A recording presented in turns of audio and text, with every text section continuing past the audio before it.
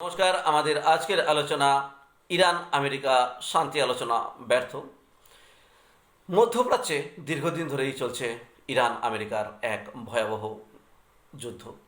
সেই যুদ্ধ পরিস্থিতি কখনো একেবারে তেলে বেগুনে জ্বলে উঠছে, আবার কখনো তা স্তিমিত হচ্ছে।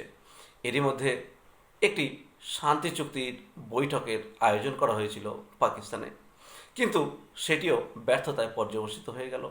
ইরান আমেরিকার এই শান্তি আলোচনা বলা যায় সম্পূর্ণরূপেই ব্যর্থ হয়ে গেল। ইরানের রাজধানী তেহরান পরিষ্কার ভাষায় জানিয়ে দিয়েছে আমেরিকার অযৌক্তিক দাবির কারণেই কোনো সমাধান সূত্র বের হয়নি। ইরানের সরকারি সংবাদ মাধ্যম জানিয়েছে ইরানের নাগরিকদের স্বার্থ রক্ষাই ছিল তাদের প্রতিনিধি দলের মূল লক্ষ্য। সেই কারণেই একটানা 21 ঘন্টা আলোচনা চলছিল। দীর্ঘ 21 ঘন্টা আলোচনার পরও কোনো রফাসূত্র মেলেনি। পাকিস্তানে ভেস্তে গিয়েছে এই ইরান আমেরিকা শান্তি বৈঠক। এর মধ্যেই ইসলামাবাদ থেকে ওয়াশিংটনের উদ্দেশ্যে রওনা দিয়ে দিয়েছে আমেরিকার প্রতিনিধি দল। কিন্তু কেন ভেস্তে গেল এই শান্তি আলোচনা, তা নিয়ে বিস্তারিত কোনো তথ্য প্রকাশ্যে আনতে চাননি মার্কিন উপরাষ্ট্রপতি জেডি ভ্যান্স।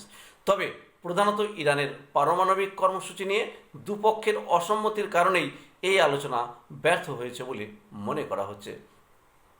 ইসলামাবাদে শান্তি বৈঠকে ভ্যান্সের মন্তব্য, ইরানের পারমাণবিক কর্মসূচি এবং সমৃদ্ধিকরণ কেন্দ্রগুলি আগেই ধ্বংস করে দিয়েছে আমেরিকা, কিন্তু ভবিষ্যতে ইরান যে পারমাণবিক অস্ত্র তৈরি করবে না সেই আশ্বাস তারা দেয়নি। মার্কিন উপরাষ্ট্রপতি তার বিবৃতিতে বলেন, আমেরিকা কি চায় এবং কি চায় না তা পরিষ্কারভাবে বৈঠকে আমরা জানিয়েছিলাম, কিন্তু তারপরও কোনো সমঝোতায় আসা যায়নি। সমাধান সূত্র ছাড়াই আমরা ফিরে আসছি। উল্লেখ করা যায়, বৈঠক চলাকালীন মার্কিন প্রতিনিধি দলের সঙ্গে যোগাযোগে ছিলেন খোদ মার্কিন প্রেসিডেন্ট ডোনাল্ড ট্রাম্প। ভ্যান্সের কথায় প্রায় 6 থেকে 12 বার ফোন করেছিলেন তিনি। ইরানের বক্তব্য আমরা তাকে জানাই। বৈঠক ভেস্তে যাওয়া নিয়ে ভ্যান্স আরও বলেন, পারমাণবিক বোমা তৈরি না করা নিয়ে আমরা ইরানের কাছ থেকে আশ্বাস চেয়েছিলাম।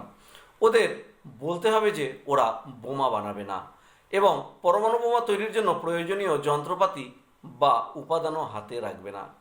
মার্কিন প্রেসিডেন্টও তাই চেয়েছিলেন, কিন্তু তা নিয়ে আমরা সমঝোতায় পৌঁছতে পারিনি। এদিকে শান্তি আলোচনা সফল না হতেই মুখ খুলছে ইরান। তেহরানের মতে আমেরিকার অযৌক্তিক দাবির কারণেই কোনো রফাসূত্র বা সমাধান সূত্র মেলেনি। ইরানের সরকারি সংবাদ মাধ্যম জানিয়েছে ইরানের নাগরিকদের স্বার্থ রক্ষাই করা ছিল তাদের প্রতিনিধি দলের লক্ষ্য, কিন্তু তেহরানের একাধিক উদ্যোগ সত্ত্বেও মার্কিন অযৌক্তিক দাবির কারণে আলোচনায় বাধা সৃষ্টি হয়।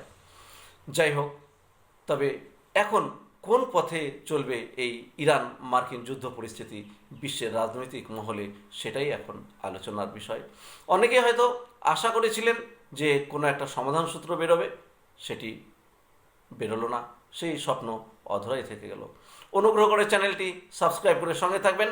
নতুন নতুন ভিডিও নিয়ে হাজির হব আপনাদের সামনে। ধন্যবাদ।